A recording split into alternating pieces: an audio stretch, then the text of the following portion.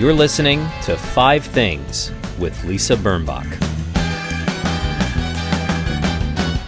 Hi, it's Lisa Birnbach, and if there is a silver lining to the corrupt and scary politics of this moment, and we are recording during the impeachment trial of President Trump, if there is a silver lining for me, it is the online presence of my guest, Molly Jong-Fast.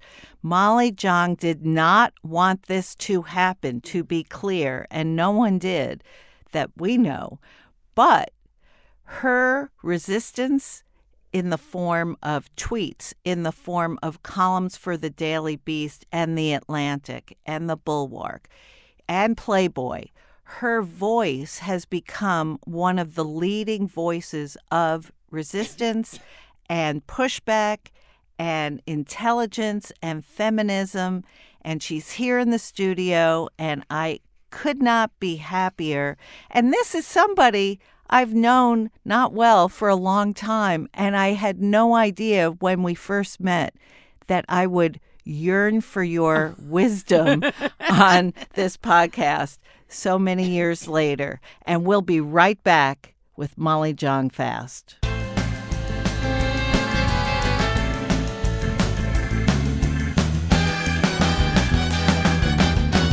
Molly Jong-Fast is another Upper East Side Jewish woman of privilege, like me, like many of us.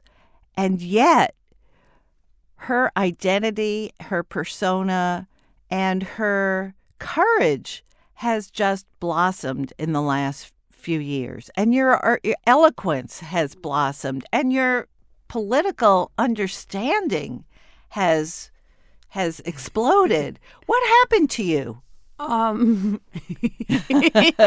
Where should we start? I Yeah. was born. No, I'm just kidding. I think I was very I think a couple of things happened to me. I always think about, I've spent a lot of time thinking about this, and I think a couple of different things happened to me that got me to the place of, part of it is that I became a person who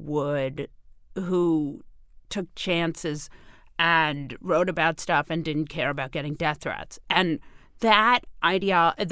how I became that person was from being publishing my first book when I was a teenager. And I'm one of those people who all I want is for people to like me. Like, I'm very people-pleasy. I'm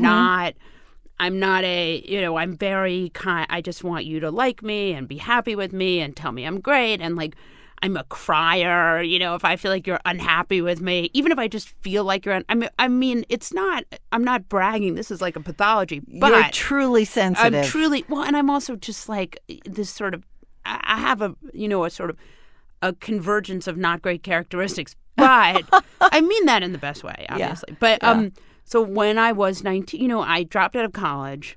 I was an alcoholic and a drug addict. I went to rehab when I was 19. And you're really getting the whole story here. I hope that's okay. Yes, that's good. And when I was 19, I didn't want to go back to college because I was pretty sure that I wouldn't be able to stay sober in college. So, and I wanted to stay sober because I knew that I really had alcoholism. And I came by it. Honestly, my grandmother was a famously alcoholic.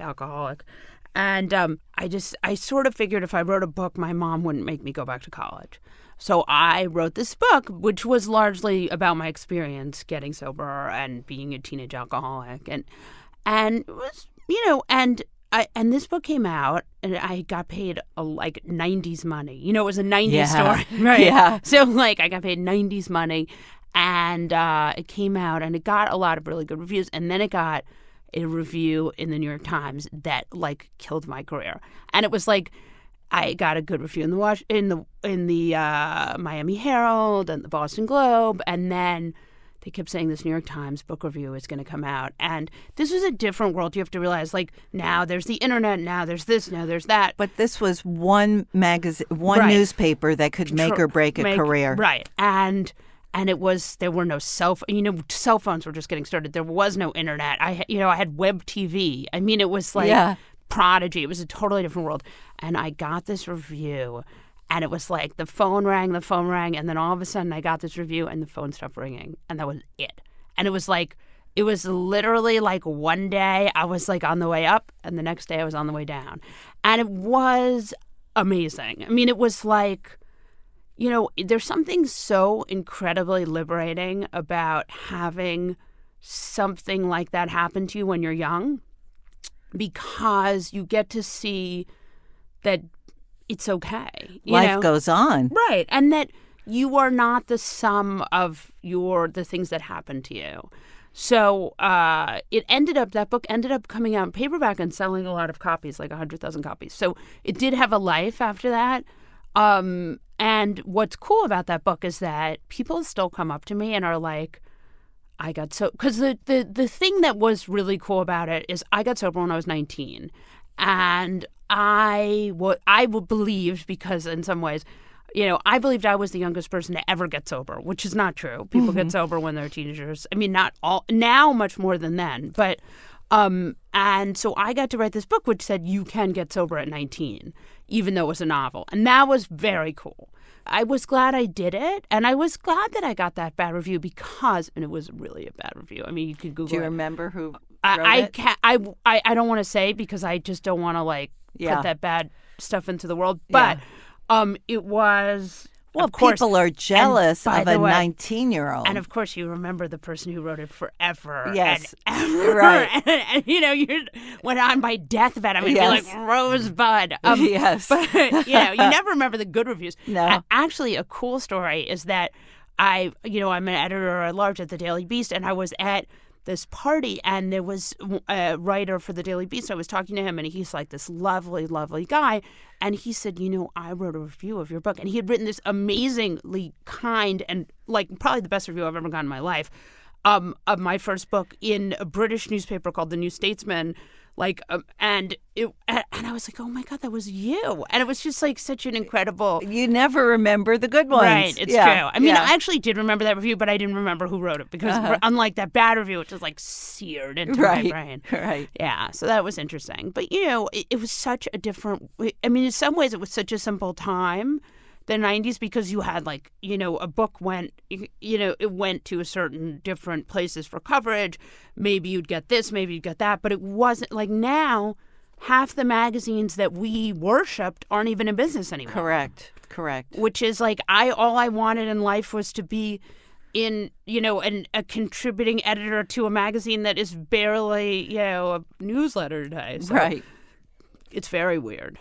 It's very different. But so that inured you. That helped groom you to thicken your skin and to write your truth. Yeah. I mean, it also just helped me, it's so funny because people will be like, do you mind getting death threats? Or do you mind, that there's horrible pictures of you online? Or, I was on the cover of Pro-Life. There's some crazy pro-life magazine they hate. Because I've written all these op-eds on abortion, so they're obsessed with me. So I'm like, I don't mind people wanting to kill me for being liberal. Right. What I hated was people hating me for being Uncle John's daughter. That sucks, because it's I had no control. Right. And also, it wasn't the gig. It was all cracked. Everyone was like, and then if I were Erica Jung's daughter, and it was you guys, slow your roll here. And so this, to be able to be hated for stuff that I actually did is amazing.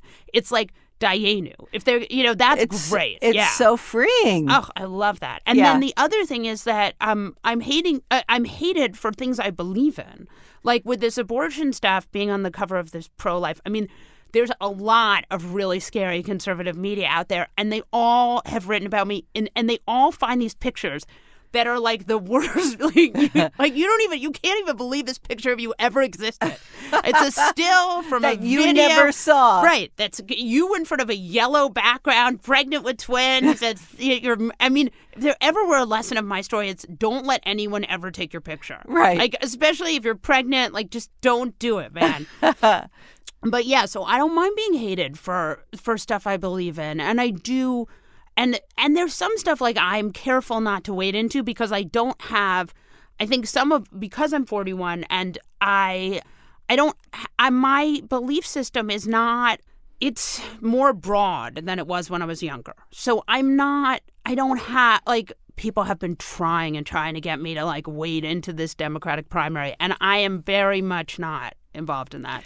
What I love is that your world is very much made up of bipartisan folks, people who at least started as Republicans, who are disenfranchised by the party now, by the party of Trump. But your world seems to consist of Charlie Sykes and George Conway and people who are still registered Republicans. Oh, yeah. And some of them are really, I mean, George and I, like, do fight about abortion. Like, that is the one thing, because I'm like, 75% of Americans are to some extent pro-choice. Right. That is a large percentage. I mean, 75% of Americans can't agree on anything. Right. So I am always fighting with him, but a lot of very serious Catholics just can't even wrap their head around any kind of abortion whatsoever.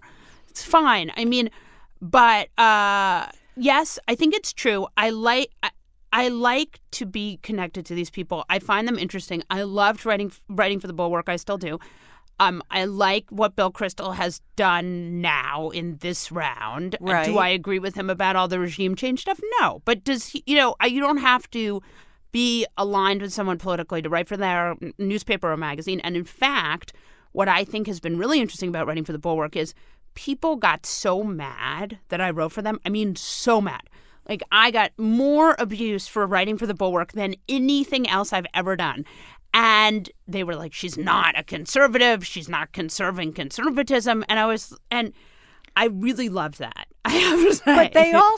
But they also do something very elegant, which is they often call your pieces opinion. Right. And why can't your opinion be and they contained are within a conservative journal? Oh, yeah. No, the whole idea is, the problem is the conservative press the country itself is so bifurcated. We have the right and the left, and the idea is that these two camps can never interact whatsoever.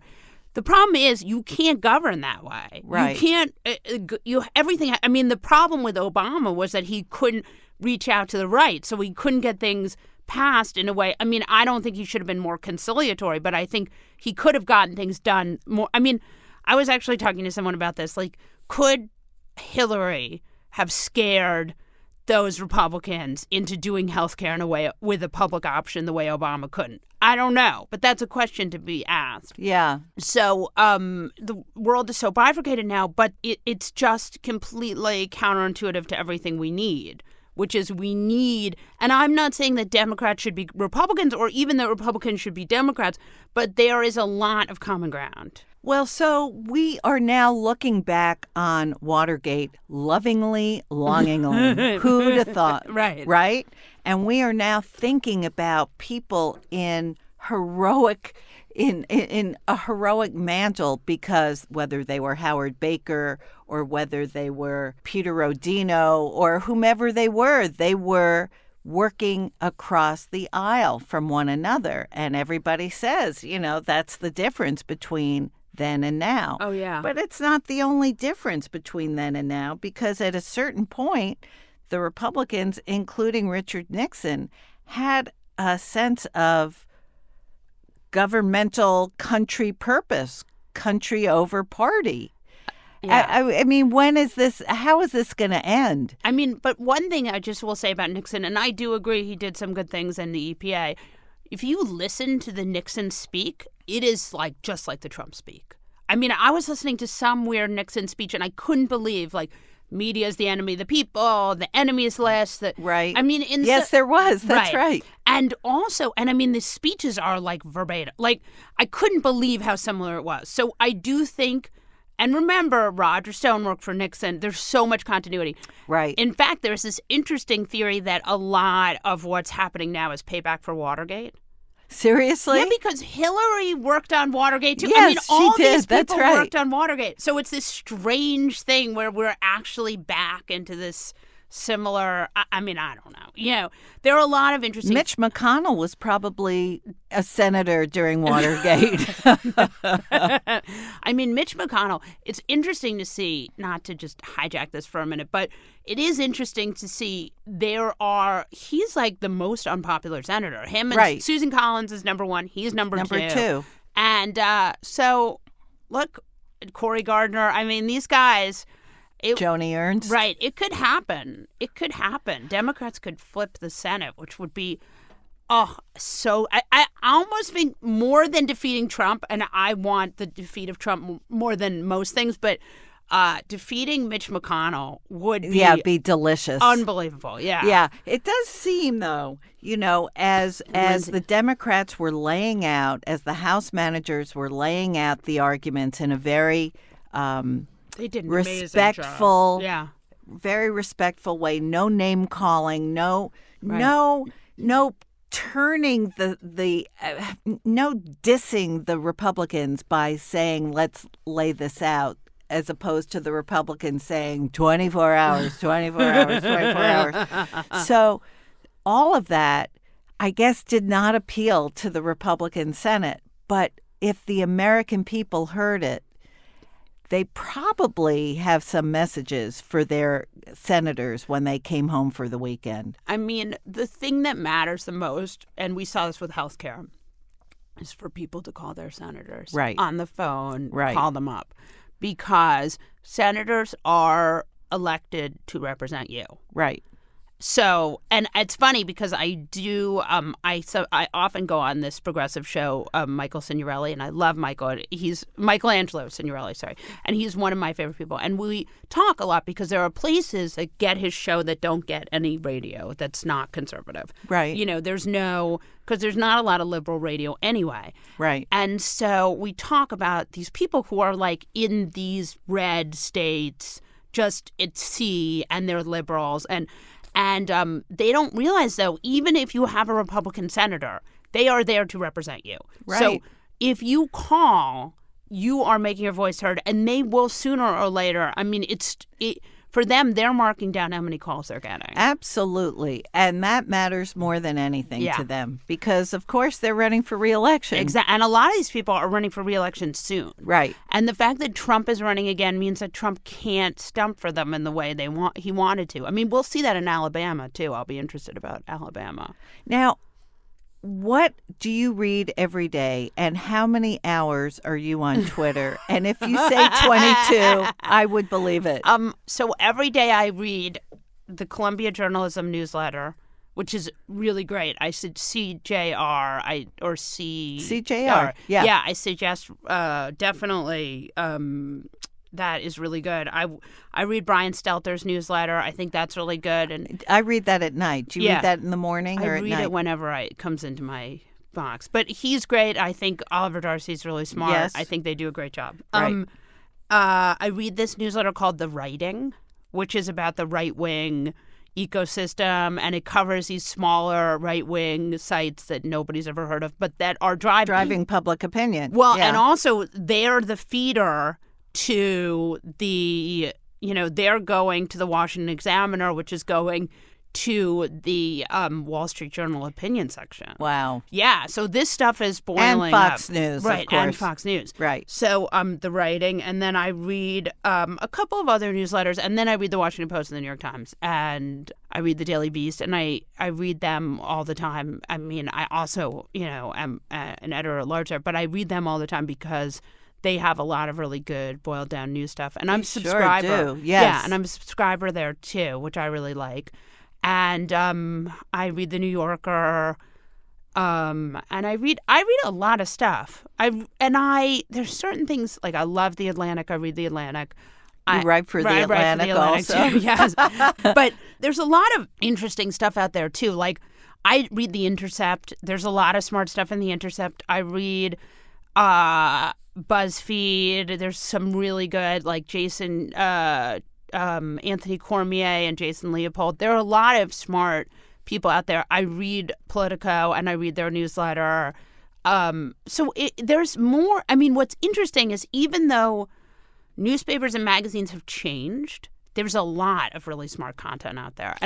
And they're independent. They're Yes. people who Judd Legum, Right. who goes out Right, there, right. finds a little niche for himself and pursues it. That's right. He does Yashar that. Ali, who I don't even, that's a pseudonym, but there are Right. people all over who have like a mission. Yeah. It does feel like a mission to get through this. Well, At the same time, this feels a lot like Germany in the 30s, Yeah. Molly. And not that we were alive then, right. but it's sure when you read history. I mean, there's- I would say it's different in the fact that there's a free press still. still, And that's what makes Trump crazy, is Yes. because you've never had, and that's what beguiles the free press too, is because you have this authoritarian regime, you are ruled by an autocrat, and then you have a free press that doesn't quite, like, the job of journalists has changed, right?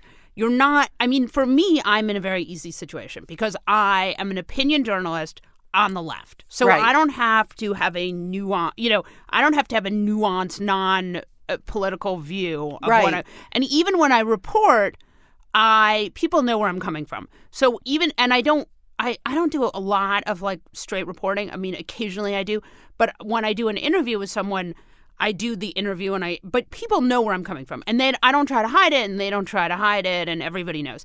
But when you're a straight reporter and you're writing for some place like the New York Times, the Washington Post, you have to be, apolitical, right? Right. But you have to chronicle a politician who you know is lying to you.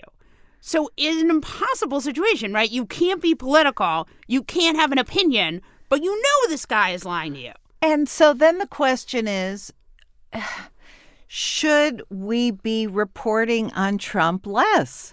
I do feel like the oxygen the press gives him helps him go nuts. Right. I mean, yes and no. The problem is it's like this impossible situation. Because yes, the oxygen, the free media is how he won the first time.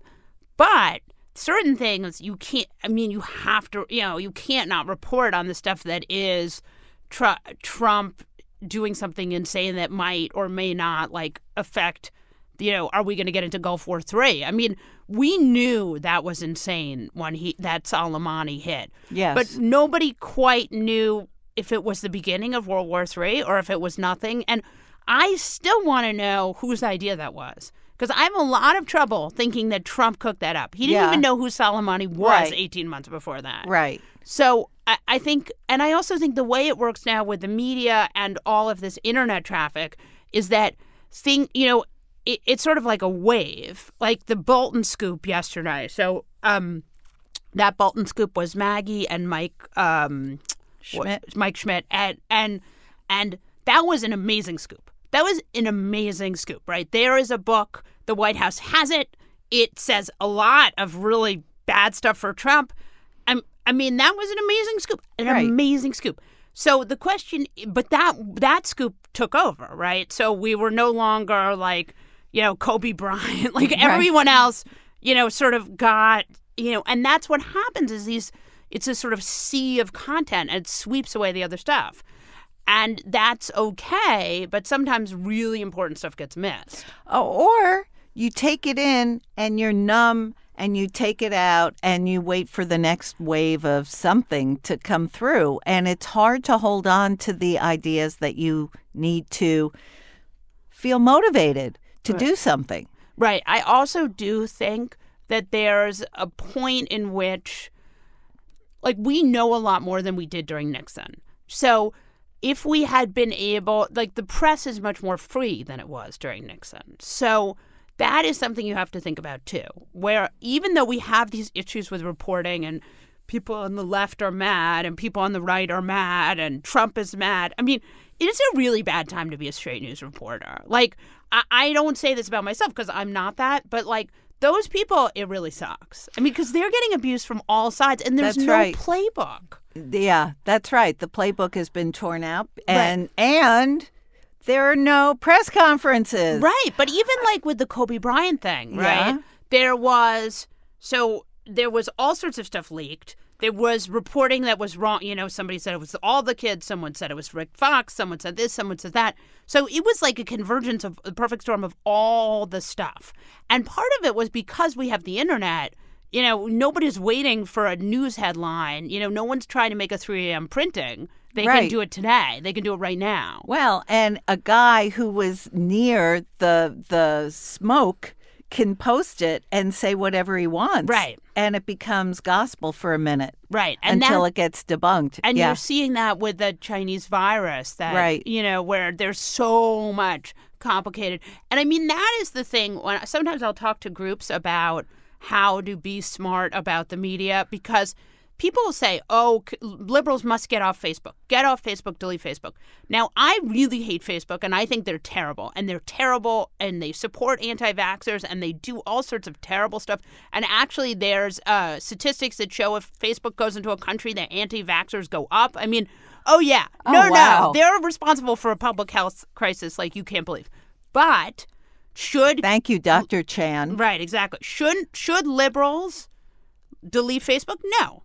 No, you should go to Facebook and say, no, this is not true. You should report the untrue truths. You should post if you're out there, you can make a difference. You can post, no, that's not true. Here's the actual reporting. No, 911 Politics is not a real site. No, the Gateway Pundit does not know that Hillary has whatever disease and is spreading it. Right. We are going to have to be the public editors of the internet. Well, there ought to be more public editors. I regret that the New York Times got rid of the ombudsman, because that was an important thing, too, because sometimes, I don't know about you, but sometimes I feel the Times is just rolling over and letting the Trumpers. Well, that's the problem, though, with when you're a journalist, is how do you report? Right. And I don't know what the answer is, but that is, and we see that in the Times, and we see that in the Washington Post. Yeah. And I don't know that they're wrong, but I don't know that they're right either. I mean, the issue is so complicated and problematic and so chaotic. So how do you manage leading a household of 3 woke and semi-woke kids? Yes. And at 3 different schools. Yes. And being their mom full time and doing all this other stuff. And your kids have sort of come along on your political journey, right? Yes. And actually, and my husband travels a lot too, but he has been really supportive. So that has been good. Our kids are great. They're really funny. I mean, the one thing, our 16-year-old woke teenage son on Twitter is so mad at me because he feels I'm not liberal enough. Oh yeah, and he's like, okay, liberal. and yes, I'm very unwoke, and he's very mad at me for my various. I was like, okay. How funny. Yeah, he's hilarious. He's really funny. And then I have a second son who's a little bit conservative, which is interesting. I mean, he's anti-Trump, but he wants to be in the military, and he loves the military, which is, my grandfather was a communist who went to jail. Right. My father protested the Vietnam War. I mean, it's weird.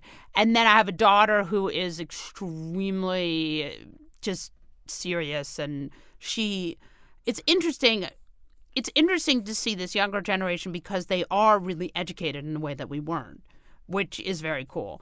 But yeah, I mean, I do the best I can. What's nice about having been raised by a working mother is I did take time. I took a long time off to deal with them. Right. When they were little, and now they kind of need space from me now, so it actually works out.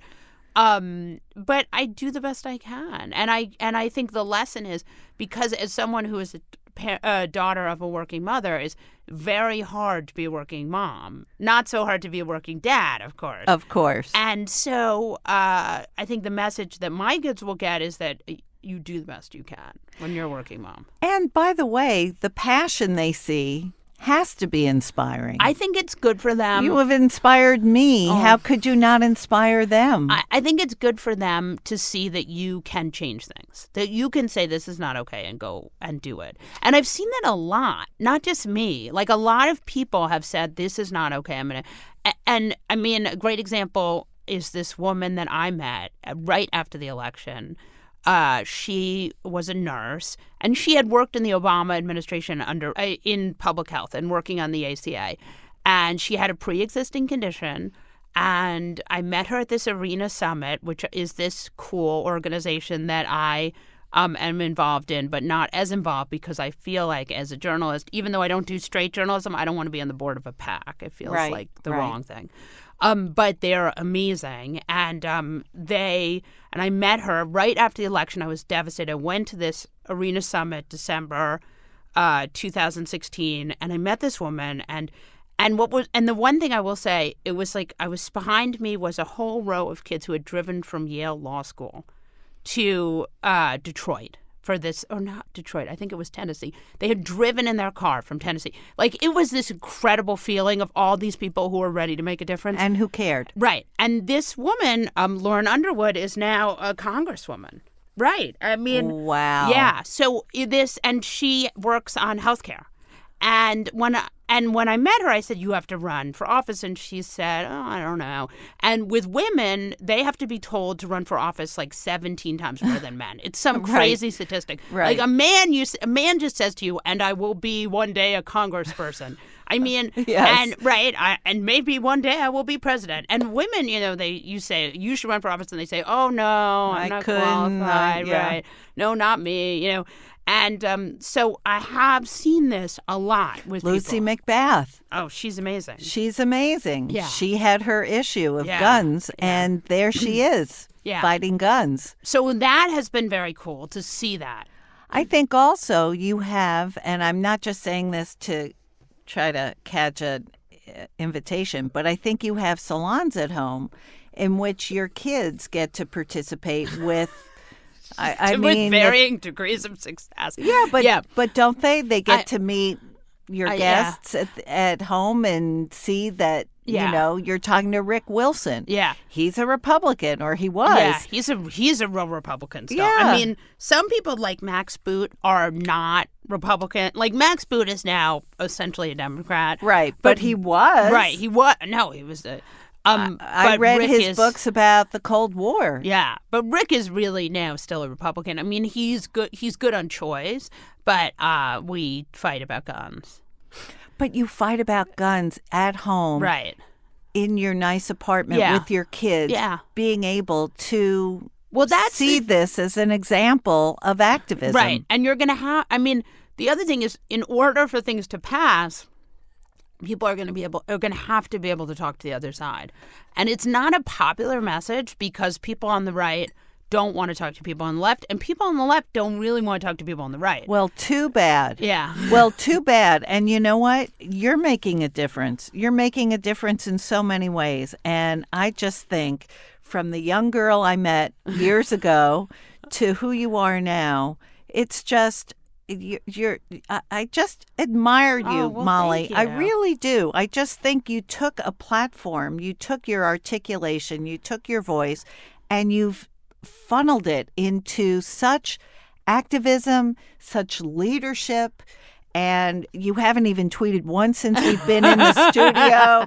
And the fact that you're Erica Jong's daughter hasn't even been relevant to this conversation. And she's very proud of what you're doing. And I'm very proud of what you're doing. And I'm just really glad that you're here. Just before I just want to say one thing. I do feel very lucky that I was situated in such a way to be able to do that. And to some extent, the way I grew up and also having this famous weird family definitely helped me.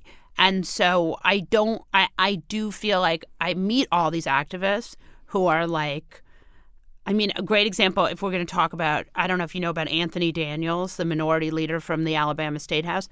This guy was raised by his grandparents who were sharecroppers. Okay? Right. He is now the head of the minority leader of the House of Alabama. So, like, what I have done is great, and it's fabulous. But, I come from a very literary family. I've had a lot of advantages. Right. Someone like Anthony Daniels was raised by sharecroppers, okay? He was – so there are so many people out there who have these stories that are, like, 100 times more improbable and amazing than mine. So I'm honored and thrilled, but I do want to say there are a lot of places, and also if you're listening to this and you're a listener and you want to do something, adopt a Senate race. I mean, or go and talk to Anthony Daniels, the minority leader of the Alabama State House. There are certainly state races that are very interesting, but I mean, Susan Collins, defeat Susan Collins, Sarah Cory Gardner, Gideon. right? Yeah. Sarah Gideon is Amy McGrath. There's there's people running against Lindsey Graham. Right. There's just a lot. Devin Nunes. There's a lot of Jim Jordan has a really good challenger who just came in. Stites. Yeah. Yeah. So there are a lot of little races that you can make a difference in, and call them up and go and volunteer and give them money and do, because there really is we can all make a big difference. That's what I've seen. So that's very cool. It is very cool. It is very cool. And you're right. There are people who, look, AOC was schlepping ice. No. Before she decided to run for Congress. One of my favorite activists was working in a gas station, living in her car in high school, and now she goes to Columbia. So, I mean, I'm not to say that I'm not great, but I have had many advantages along the way, which I have tried to use the best I can. And I say this to my children. I take my older son to all this stuff, and I say, like, this woman went to high school while living in her car. Right. Okay? Right. Like, this is what it takes. Like, this is, you think of all the advantages you've had now that you can go and do these kind of things. And so I do think it's been very cool. And the arena has really introduced me to a lot of those people in a great way. Do you think Trump is going to... I don't even want to ask you if you think he'll be impeached, because God knows. Well, I mean, he's been impeached. He's been impeached. Will he be removed? Right. I think right now the question is, will they want to see witnesses? It's possible. I think it's as possible as it's ever been. Now, does that mean it'll happen? I don't know. The thing that's interesting to me, and I think the thing that the Republican senators don't totally get, is that at some point they completely lose the faith of the American people. And they don't think, like, I've seen the polling, and I don't think the MAGA base is enough to keep those people in office. Like, that, you look at a place like a really red state like Alabama or Mississippi. The calculation there is that these people they can just use the MAGA base and then they will get reelected. And if you look at Alabama, what we saw in that special, which Trump worked really hard on, was that Roy Moore could not win, even though he's very MAGA. And so that is and Matt Bevin, you've seen that again and again. Right. So I'm not, these senators, these senators who aren't so Trumpy, but who have to vote with Trump on the witnesses. And I think that it was smart the way they had to vote on every single, they had to vote on all the witnesses. Right. They had to keep voting to show that they really were all in. Those senators think that they're scared, and so they're supporting Trump. But they think that they can get away with this, and I'm not convinced that this won't come back. Well, like Martha McSally, who you just wrote about. Yes. Oh. Ooh. I mean, I have to say, I've really disliked Martha McSally since I wrote this piece about Catherine Spetzauer. Right. Because Catherine Spetzauer, I'll just tell you a little bit. Do I have a minute for this? Yeah. She was like a lieutenant colonel in the Army and worked for the guy who's now the vice chairman of the Joint Chiefs. And he sexually harassed. She alleges that he sexually harassed her, and very detailed allegations. And Martha McSally got up there and was like, "I don't believe you." Yeah. She's like, "You're definitely lying," in a way that was completely unnecessary, and as a victim of sexual assault, didn't need to happen in any way. Right. And so I have to wonder, like, writing about that has made me really dislike her. And then to see her go all in on the Trump train last week. Yes, really with the liberal hack. Yeah. Really unfair. Really tacky. Exactly. Okay. Molly, I want to thank you for being on the program. Thank you for having me. And let's go to your 5 great things that sustain you through this time. It gets a bad rap, but I love television news, and I really like MSNBC, and I watch it a lot. And sometimes I watch it just because we really like Maddow in my house. I really love Katie Tur. There are a bunch of them that I'm really, even though I don't really know them, I'm very connected to. And the fact that it's becoming it's getting more of a woman-hosted organization is really exciting for me. So I actually watch a lot of MSNBC, and I think they're great. I read, number one. Number one. Two. I read, I'm going to say subscriptions. I read The Daily Beast. I am an editor there, full disclosure, or an editor at large. But even better. But I am subscribed. I get a lot of very good emails from them that are short, but very smart. I think the writing is very good. There are a lot of smart people there. Michael Tomasky, who's my editor, is like, and Harry Siegel's my other. I have two editors, but Michael Tomasky has really, and Harry too, have really taught me how to write, but they're also great writers. So I read them, and there's a lot of smart writing there. There's great entertainment stuff. I love them. The Atlantic, where I also write for, and I'm a subscriber there, and I love them. And also, you should be a subscriber to the Times and the Washington Post. Right. Bare minimum. I just think it's worth it.